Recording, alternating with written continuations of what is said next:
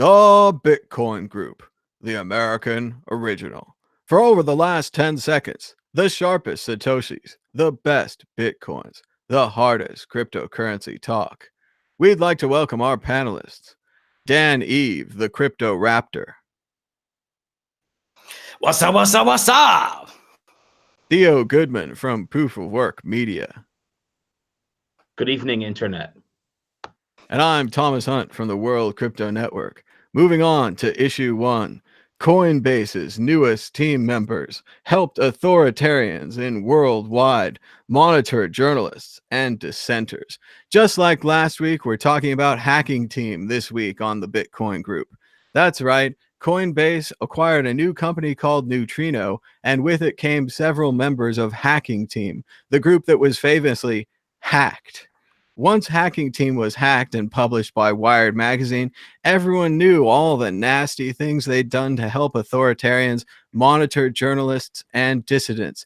They worked for the red team, the other side. This has led to a new movement on Twitter where people are saying #delete Coinbase, showing screenshots of them deleting Coinbase. You know it's a serious movement because they've got shirts, hats, and beanies. And their own CoinDesk article, Angry Bitcoin Fans Delete Coinbase Accounts to Protest Neutrino Acquisition. We talked about this last week, but we're talking about it again. Dan, the Crypto Raptor, what do you think about Coinbase and the Neutrino deletion or the Neutrino acquisition? Will the delete Coinbase movement be successful? Well, it's definitely garnered a lot of attention recently.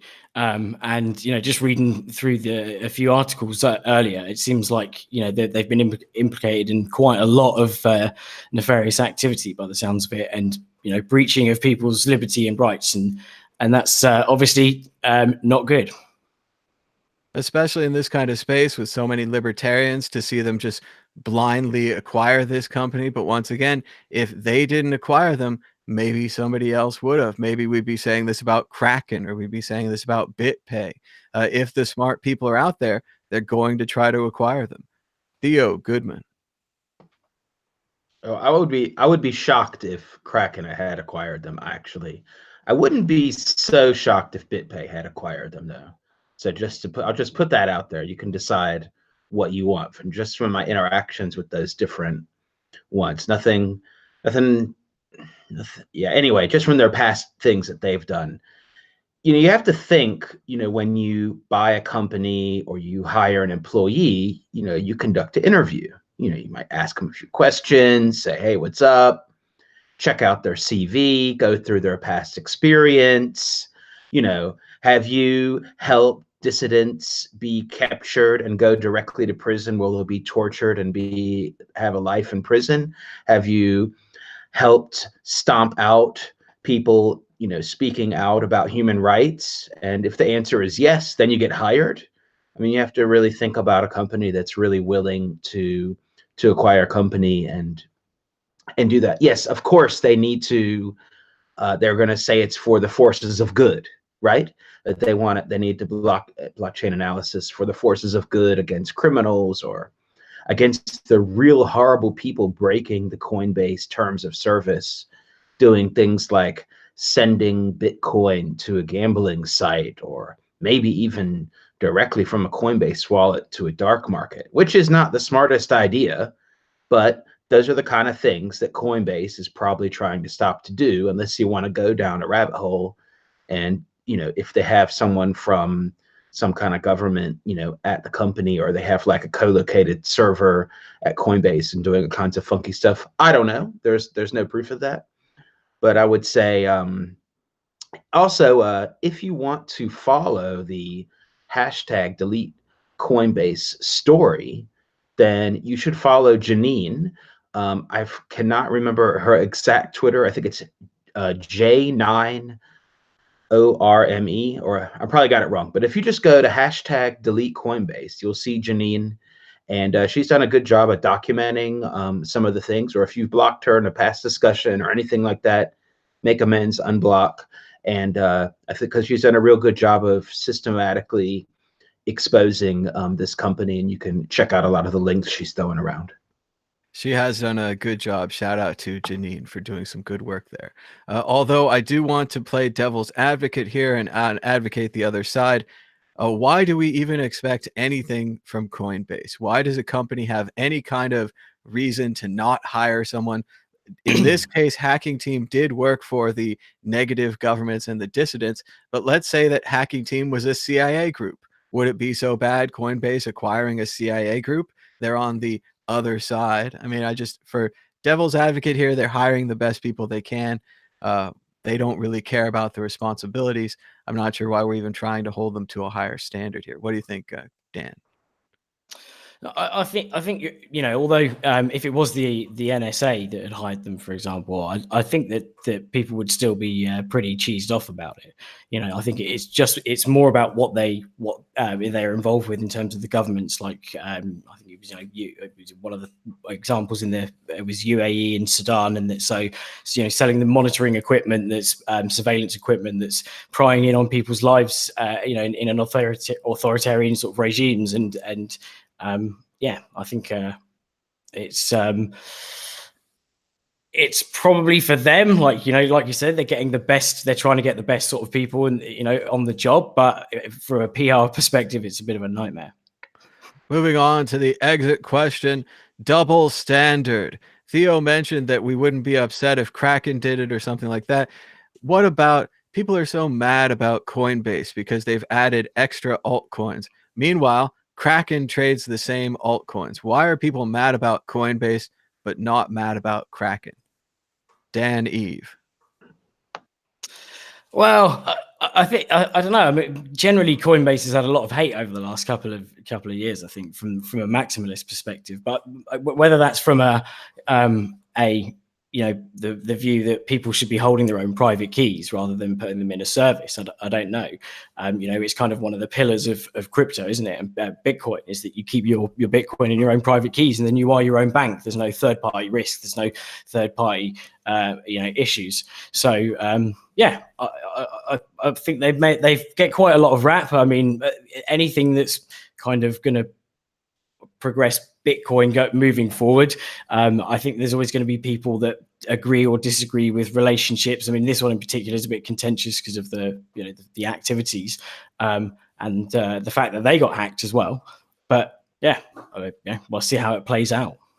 Theo Goodman, Coinbase lists Ripple and everyone's up in arms. Kraken listed Ripple forever ago. Why are we so mad? Well, I mean, I wouldn't say we. I mean, you list whatever you want. Well, it's pretty simple because of past things Coinbase has done that make some people have an unfavorable opinion about them. That would include openly supporting the Bitcoin Classic. That would include listing Bitcoin Cash before implementing SegWit, among other things. That would also include having people on the Coinbase team more or less say, I'm really bullish on Ethereum, not so much Bitcoin. These kind of comments coming out. And the reason people are probably the same people are less critical of Kraken would be that they haven't taken, although they list Ethereum, Ripple, and several altcoins, they have not, I can't think of any of the employees that have taken that kind of stance publicly. So that would that's just different camps, different opinions, and I think that's the reason why. I think part of this is that we want the old Coinbase website. You used to be able to tell people, go to Coinbase, buy some Bitcoin, try it out. That was it. Now you have to tell people, go to Coinbase, buy some Bitcoin, not Bitcoin Cash, not this other Bitcoin, not the Ethereum Bitcoin, not the Ripple, not the 25-cent one. Buy the expensive one, get a little bit of that. Try to keep it separate from all these other things, and then maybe you can withdraw it unless you screwed up and bought Bcash. So Coinbase's offering has just become complicated, and it's become less useful for Bitcoin maximalists, or whatever you want to call Bitcoin supporters.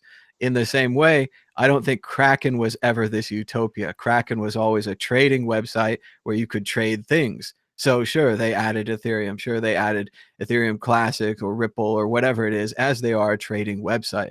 But with Coinbase, it did have this more advocacy focus, which they've completely lost. Right now, we still have the Cash App is a little bit like that, and hopefully is going to stay that way. It is a little harder to use with the stupid swiping interface, but maybe they'll work on that. Moving on to issue 2, Facebook and Telegram are hoping to succeed where quote unquote Bitcoin failed. That's right. Facebook and Telegram are following in the steps of everyone else and printing their own money. Facebook's coin, which is said to be even traded on external exchanges, as Coinbase has been talking with the exchanges, will be first offered on WhatsApp, allowing users to repay their friends, perhaps for dinner. Of course, bypassing Venmo and PayPal. Theo Goodman, will Facebook and Telegram succeed with their new altcoins? They might succeed in getting people to use them. They already have really huge networks, so it's not so hard to leverage those and get them to use your coin or whatever you want to call it. I don't think that we know what these things really will be. I guess there will be some kind of stablecoin-esque kind of thing.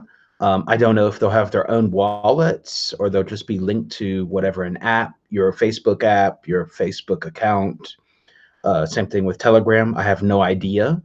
I don't know if you'll be able to transfer them out to an exchange or anything like that. We don't know any of that. So, I mean, oh, look, it's a sofa. Oh, I found a stable coin. That's basically what this year is. So everyone has a stable coin, you know, in between the pillows of their sofa. And so it's just going to be, that's the new thing.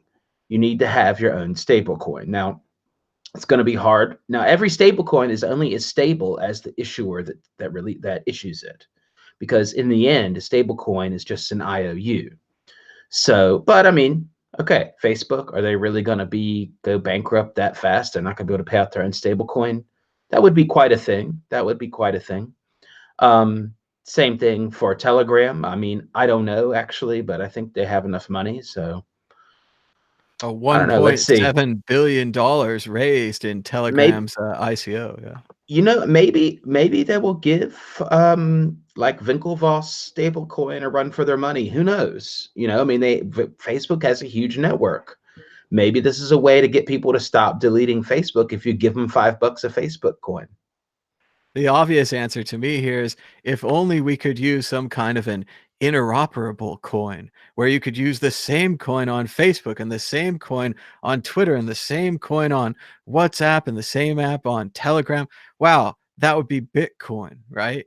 We're going through that intermediate period again where everyone makes their own coins and we all go far away from Bitcoin. And then we come back and we say, hey, boy, imagine if you could use Facebook credits to buy Telegram time. And if you could use Telegram time to buy a sandwich. Wow, that would be amazing. That would be like a currency for the internet that you don't own and you can't print. So once again, Facebook, Telegram, Kik, WhatsApp, all of these things, they're just printing their own money. It's happening again. Dan Eve.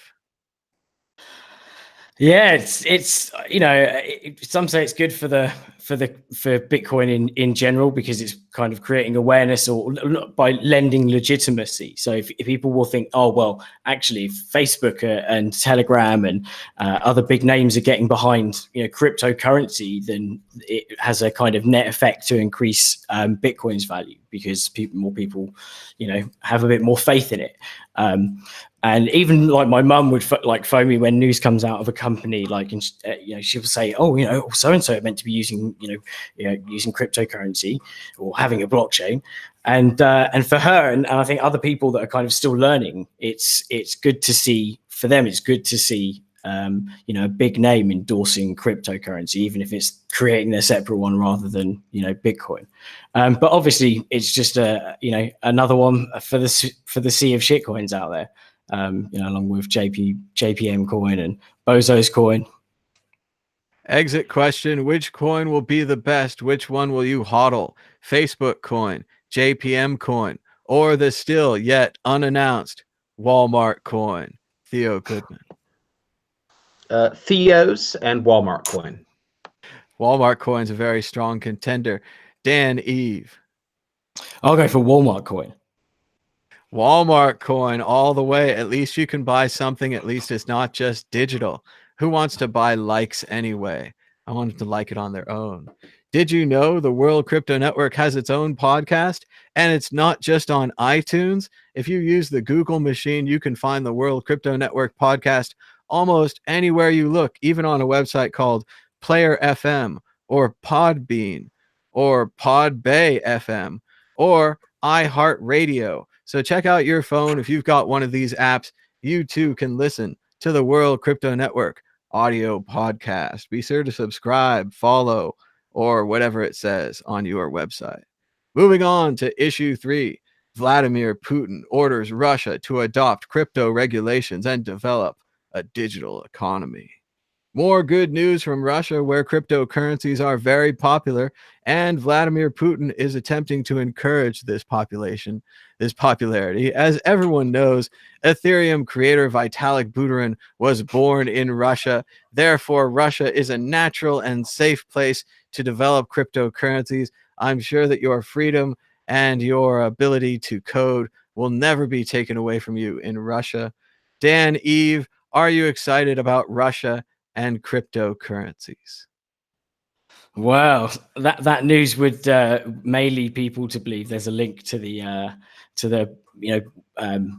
Putin meant to be buying, or Russia buying $10 billion of Bitcoin. So, the conspiracy theorists might say that there's a strong link there. I think, ultimately, I don't think Bitcoin will survive as much as in terms of being completely unregulated. We're going to have to put up with some regulation, and so Russia and Putin, saying that they're going to regulate cryptocurrency and therefore Bitcoin, I think is good for the ecosystem, because again, it's kind of lending legitimacy. We're going to have it. So at least, at least it's kind of not completely banned at the end of the day. So first we talk about Coinbase's Brian Armstrong, then we talk about Putin. Theo Goodman, a connection there. I like your comment. What was it? Vladimir Putin is trying to increase the population. That was good. I like that. That was a nice slip up there. I also like the title. He's like, I demand you guys do regulation now. He's like, because I want to pump my bags. Maybe he's got some major bags and he can't move them from the Kremlin without the right regulation, because they're monitoring because he's set up, the surveillance so much that he can't, they're watching every packet of internet. So they're like, hey, he's got some shit coins in this packet. Nope, stop it. So he's like, guys, I order you now regulation so I can dump my bags.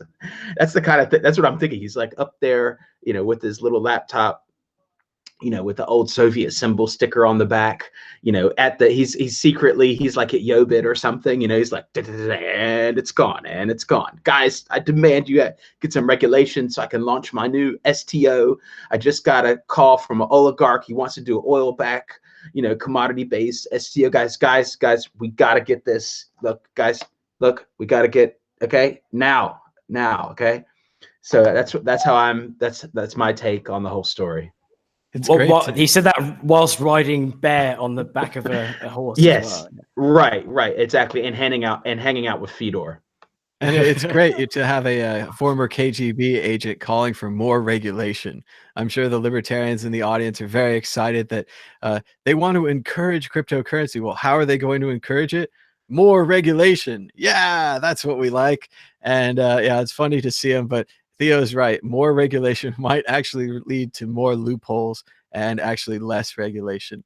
It's great to see foreign dictators trying to enhance and enable the ability for foreign dictators to take the money and leave. Remember, part of the big problems with, like, say, Ukraine is that they had all their money in the palace, and they had these furnishings, and they had these vases, and they had all this other stuff that really doesn't travel well. So when you're ready to leave a country, you need cryptocurrency. And maybe you need regulation to get it. I don't know which. We've got Coinbase and these Russians involved. Which is worse, Putin partnering up with Ethereum or Coinbase partnering up with Hacking Team? Let's go to Theo Goodman first. Exit question. I would say the hacking team by Coinbase is way worse than Putin wanting to dump his bags on Yobit. Dan Eve.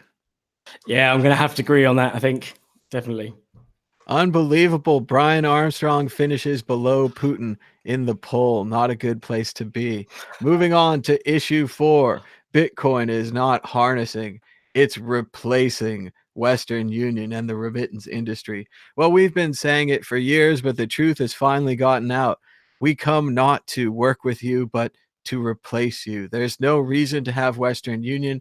There's no reason even for them to have a clever kiosk or something like that they could put in the grocery store, because anyone else could move in and outcompete them. Having a series of old businesses where you change money into other money or pieces of paper is no longer going to be a business when everyone you know has Bitcoin.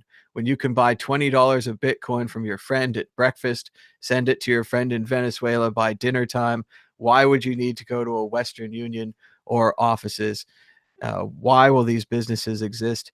Dan, Eve, is there a future for Western Union and the remittance industry, or will cryptocurrency wipe them out? Well, I mean, I think unless they adopt Bitcoin themselves, then they may become the blockbuster of international remittance. You know, that they charge quite a lot in terms of percentage just for people to get access to, you know, to money internationally. And with Bitcoin, you can just access it anywhere in the world, and with like 24 words as well. That's the most incredible thing. You can forget, you could literally be, you know, completely naked on a desert island with a laptop that's got internet and or a satellite. You have a satellite, there's power and stuff, and then you could you know, use your 24 word seed and then send a Bitcoin transaction. So I think that in these kind of Western Union services, they've creamed the top off the international money transfer market for too long, and I think that Bitcoin's going to crack into that pretty soon. Yeah, it feels like Uber and the taxi drivers, yet another industry waiting to be disintermediated and taken apart. Theo Goodman, Western Union, maybe they could send a telegram with the 24 words, like Dan was saying. That could be a new business for them, just sending around 24-word telegrams. That's an interesting thought. I think it's going to be a little bit harder to disintermediate that business, though. And one reason is also because from what I've learned is that in some countries, people have already pre-Bitcoin and still till today, they've kind of built their own networks, and they do things like they have like their own like trust kind of networks. So for example, Dominic, he's co-founder of the meetup here, and he went on to start Bitcoin Vietnam, the exchange there. And what he learned is they already have their own systems where they'll do one Western Union transfer and some guy will get like the pile of money. And then he has a list already of who gets what. And they already trust those people. So they have like their own, it's all based on trust and, you know, family networks and this kind of thing. You know what I mean? So it's a little bit more complicated than you think, as far as like, oh, Western users charges like exorbitant fees. They do. And people have already been getting around that in their own ways. So for them to use Bitcoin, which it has slowly been, or all crypto has slowly been getting into all that, it's going to take a lot more than just like comparing, you know, the flat up fees to Bitcoin. It's a way, there's a lot more moving parts that we don't all see in all this stuff. So, you know, that's, and as much and as high fees as Western Union and the others take, people still trust it. So it's going to take a lot of time to really, really get over that. And maybe things like Western Union censoring people, this kind of thing, if people are worried about that, that's where something like Bitcoin could really shine. So, you know, if it's for politics or for whatever other reason that they can't use Western Union because the government says no, that would be where Bitcoin could really shine, in my opinion. Moving on to the exit question. Western Union, founded in 1851 when New York and Mississippi Valley Printing Telegraph Company was formed to build a new telegram line from Buffalo, New York to St. Louis, Missouri. How long will the company last? Forced prediction, 5 years, 10 years, or less? Dan Eve. Still muted. 5 years. 5 years. Theo Goodman. I'm going to say over 5 years. Is that an option? I don't know. I made up my own option. Made up I mean, his own because option. they can change business models. They're not dumb. You know what I mean? They could change. They could do all kinds of things. They could do this weird new Telegram service. Hey, maybe that is actually got anyone wanting to start a new Telegram service. Secure Secure messaging. Telegram, very secure, unhackable. I'd say less than 5 years. It'll happen fast, much like Yellow Cab. They were talking during the Cohen hearing about how valuable the taxi medallions were and how they were worth millions of dollars, but they're not anymore. It happened fast. It will happen again with Western Union. Bonus issue 5, unannounced issue. Kroger announced ban on Visa credit cards to Smith's Food and Drug in 7 states. That's right. Kroger, the largest supermarket chain in the world, is banning Visa credit cards. Why? Do they take too long to process? Are they unsafe? No. Kroger wants to save on fees paid to Visa to process credit card purchases. Theo Goodman, is it happened? Is it happening? Are the merchants starting to rebel against the credit card companies? Is it only a matter of time before they realize they could use Bitcoin and Lightning with almost no fees? Credit card companies first, banks are next. Is Kroger leading a wave? Theo Goodman.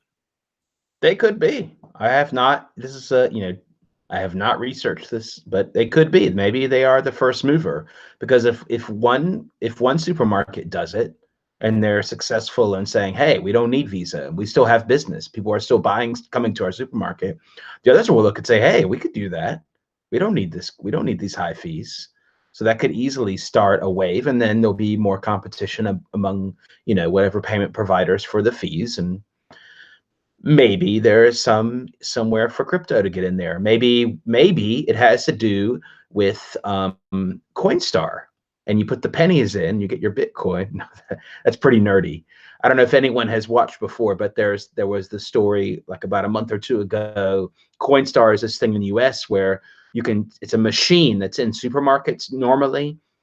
You can bring all your change there, like if you saved a bunch of a big bottle of change at home or piggy bank, you could just dump it in the machine and it will spit out a receipt and you can go get the cash. Of course, they take a small fee, but because it's usually only in less than $1, because it's all change anyway, you're happy to get rid of the heavy change. And so now some Coinstars are going to have a button where you can turn that into Bitcoin, which is kind of funny. You know what I mean? So you can turn all of the change at your house, you can turn into, So maybe, and I know for a fact there are Coinstars and Krogers.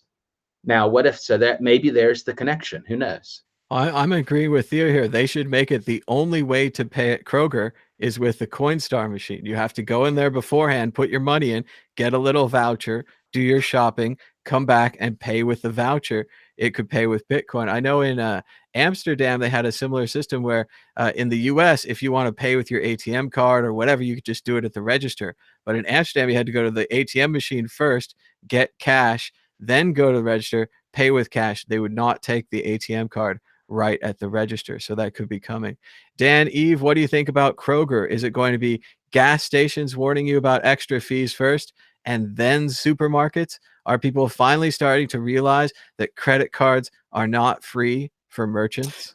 Well, in the UK, I'm pretty sure they've just banned credit card fees, like, on top, as in not for interest, the actual, when you're buying something, either they've banned it or they're almost banning it. But with credit cards specifically, credit card means people are getting things on credit, right? So surely rather than debit, so it's lent money, it's loaned money rather than money from the bank. So don't they have different rates? People are definitely buying their groceries on loaned money. Yes, they definitely do that. Well, as in, credit card. So if it's a credit card, they might get a bigger fee than a normal card. So it doesn't say they're quitting Visa altogether. It said credit card. So I don't know if that's significant. Because I think it's probably going to be all Visa. I think you have to pay the the fee, no matter what it is. They're probably, and again, they're just using this as a leverage negotiation. We're saying it's a big story, but they're probably just using this to get a cheaper fee out of MasterCard, and then MasterCard will get a cheaper fee out of Visa. I mean, I'm sure it's a leverage situation. But well, look, it'd be great if it drops the fees across the board. But otherwise, you know, for a company like Smith's, if they are paying, even if it's 1.5%, you know, that means every 100 million, if they're taking 100 million, that's 1.5 million that they're paying in fees alone for, you know, if they're taking 100 million on Visa. So it's a small margin, but, you know, big money if you're talking big money, and it's worth the saving if you can expand out into, you know, saving fees and expand out into crypto.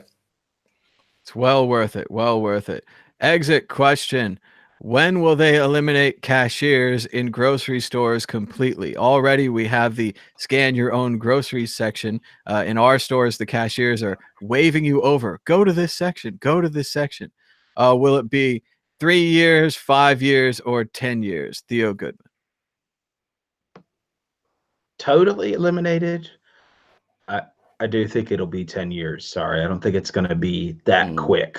There's going to be a time where a lot of them are way in, and there's just going to be this small amount that's always there. That's how I look at it. Dan Eve. Yeah, I think that's a fair time scale. I mean, at the moment, a lot in the UK, if it's again the revamps and stuff, they've got a one person who's just watching 5 tills, like even if it's quite a big shop. So it's, you know, it's quite autonomous already. But I really can't see them being completely, you know, unmanned, unpersons. But the other thing is as well, in that 10 years, technology may have increased so much. I mean, I can't even imagine what tech there's going to be in 10 years. So there may be this uber awesome monitoring system that, you know, you literally don't need humans. I don't know. Cashiers in fact, I'll take that option. I'll take that option. Cashiers will be gone in 3 years, replaced by security guards. The security guards will be gone in 5, replaced by robots. CoinFest UK will take place on April 4th, 5th, and 6th at the Manchester Conference Centre in Manchester, UK. I'm going to be there, and maybe Crypto Raptor and Theo too. Maybe everybody will be there. So shout out to CoinFest. And now we're heading towards the end of the show. Let's see, I can show this later. We'll go to predictions or story of the week. Dan Eve, are you ready with a prediction or a story of the week? Okay, yeah. For my prediction, well, I'll review my last week's prediction. I think I said 4,200, so I'm off, unfortunately, by a good couple of hundred. So I was a bit too optimistic, but at the end of the day, it's good that we're still floating around 3,900 at the moment. So for a story of the week, I think this is quite cool. It was the because it's local to you. We talked about it earlier, which was the most expensive hotel suite ever at $200,000 for 2 nights, and it's by Damien Hirst, and it's really kind of, you know, really funky, very plush hotel in the Vegas Strip. But yeah, $200,000 a night. Good luck getting in the next bull run, everyone. You have to save your Bitcoin. Your Bitcoin. Yeah. It's gonna be tough. All right, Theo Goodman, are you ready with a story of the week or a prediction? Go ahead, Theo. Yes, I'm trying to do a screen share. Do you see? Yes. So the story of the week is, you can check it out on Chain of Thoughts Medium, is the first ever NFT trust torch is a joint. So basically an NFT is a non-fungible token, and the first ever, maybe you're familiar with the Lightning Trust Torch, where a small amount of Bitcoin is being passed around. Well, here we have the first ever tokenized torch, which is in the form of a tokenized joint, and it's been passed around. So if you'd like to, and it's a counterparty asset on the Bitcoin blockchain.